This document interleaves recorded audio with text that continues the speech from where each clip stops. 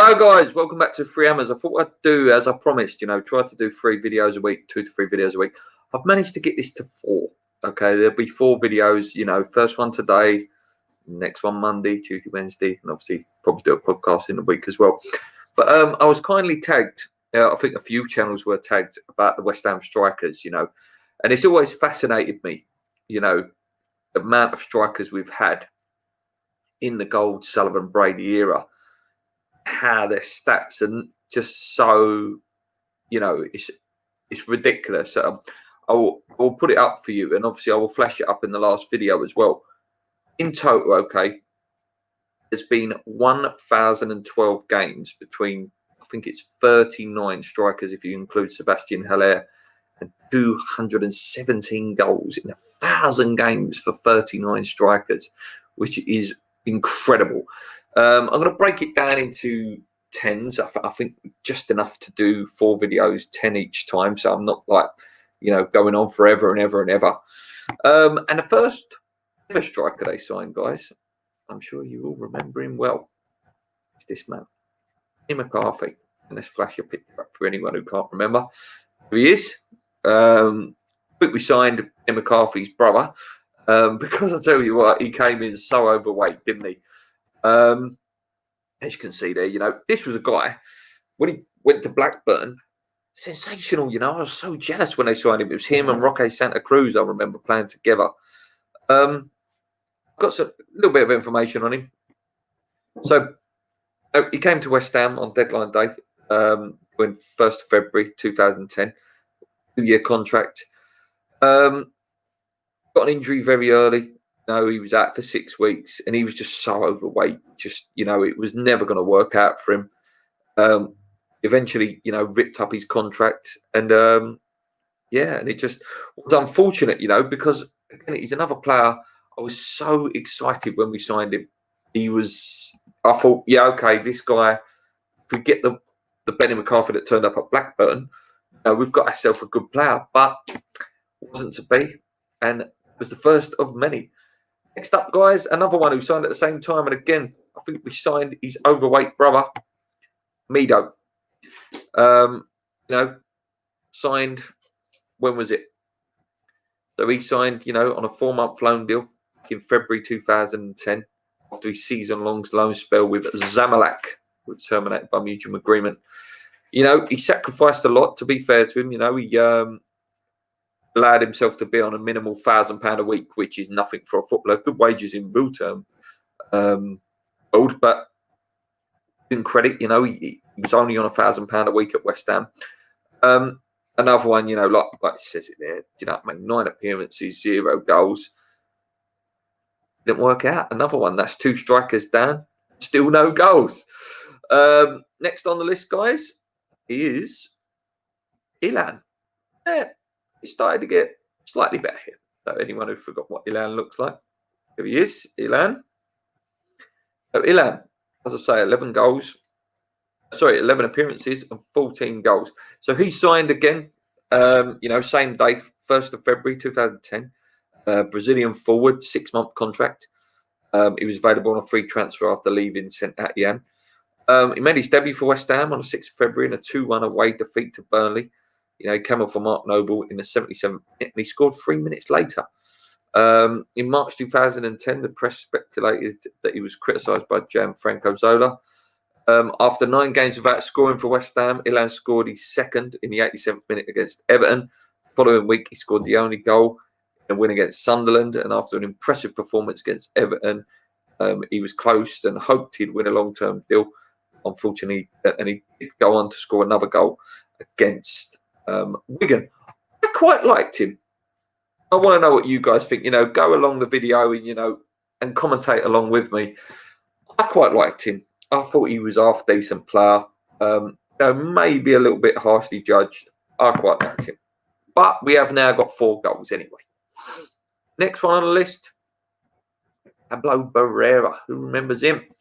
For those of you who don't remember him, here's a picture. There he is. Hablo Barrera, the Mexican. 23 appearances, no goals. Maybe a bit harsh on him that, in terms of the goals, because wasn't really a striker. He was more of a winger. He joined on the 16th of July 2010 with a 1 year for $4 million. He was the second summer signing that year. He made his Premier League debut on August 14th. He came on a loss for Luis Belmonte. After making 6 Premier League appearances, scoring 0 goals, having 0 assists, and not being able to help West Ham out of relegation, Hablo Barrera's first season was considered a flop. It was during the summer 2011 window that La Liga club Real Zaragoza wanted to sign him. Yeah. Didn't work out, as I say, come with a massive reputation, Hablo Barrera. But again, we've still only got 4 goals. That's 4 players down. Next on the list, this man. Pretty picky on, guys. Pretty picky on. Stats start to get a little bit better. 62 appearances with 11 goals. You know, decent player. Good memories for me. Scored a goal against Tottenham. If you score a goal against Tottenham, you're always going to go down in folklore a little bit. Again, he signed in 2010 for Avram Grant, 1.2 million from Portsmouth, 3-year contract. He made his Premier League debut in that loss against Aston Villa, same game that Hablo Barrera played. Scored his first goal in the win against Sunderland in the 3rd round of the League Cup at Stadium of Light. Scored his first Premier League goal, again, like I say, against Tottenham. I was there, 25th of September 2010. This goal was also the 10,000th goal scored in the Premier League with a Nike manufactured ball, if you wanted to have some interesting stats there. Another game, obviously, he scored a late one against Everton. But yeah, we were relegated that year. It wasn't bad. No, I quite liked the guy. I did. I quite liked him.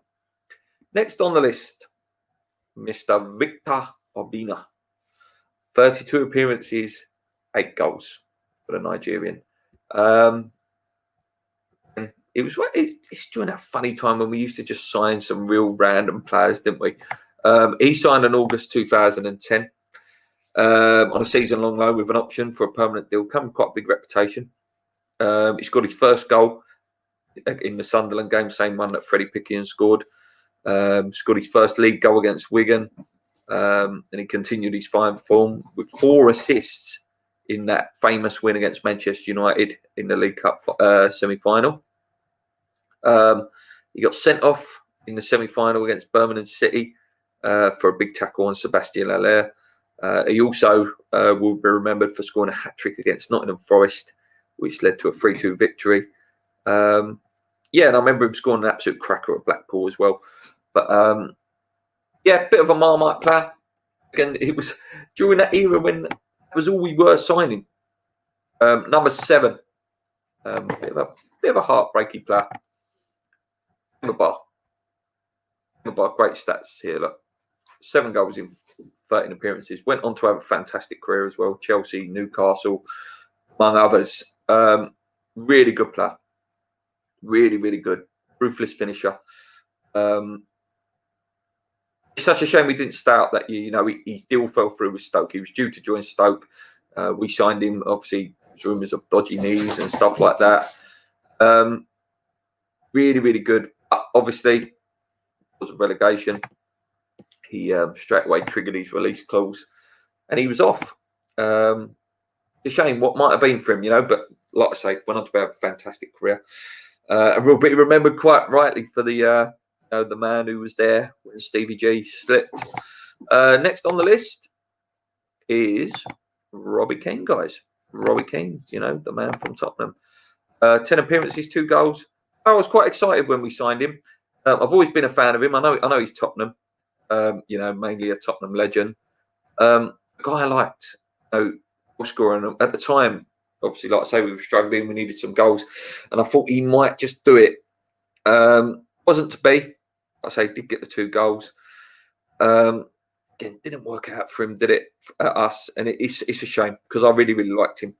At number 9, this is 9th signing, not 9th in the order. This man, and then this man's was quite a big name in world football in his prime. John Carew, 21 appearances out, again, only 2 goals for West Ham. John Carew, I say, signed when he was in the Championship. Scored his first goal in a 2-2 draw against Crystal Palace.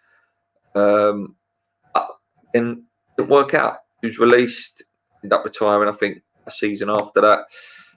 Again, it's one of those big names that at the time you think, oh, John Carew, yeah, I remember him. He was good on Pro Evolution and stuff like that. Didn't work out for him. And that seems to be, that's all I'm saying on this video. Didn't work out for him. Didn't work out for him.